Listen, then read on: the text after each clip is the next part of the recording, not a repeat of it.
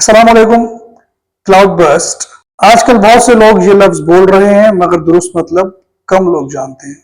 पुराने जमाने में जब लोगों को मौसम का मुकम्मल साइंसी इल्म नहीं था तो वो अचानक बहुत ज्यादा बारिश को देखकर हैरान होते थे। उन्हें लगता था कि बादलों में बहुत पानी भर गया है और वो फट कर बहने लगे हैं। इसी गुमान से ये लफ्ज क्लाउड बर्स्ट बना। इसका मतलब है बादल का फटना। मगर आज के दौर में हमें यह मालूम है कि बादल ठोस नहीं होते, यानी बादल फटते नहीं हैं।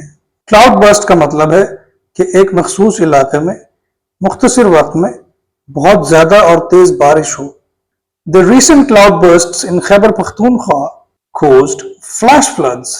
इसलिए बराए मेहरबानी याद रखिए कि क्लाउड बर्स्ट का लफ्जी मतलब तो बादल का फटना है, मगर हकीकी मतलब है कि मुख्तसर वक्त में एक इलाके में बहुत तेज बारिश।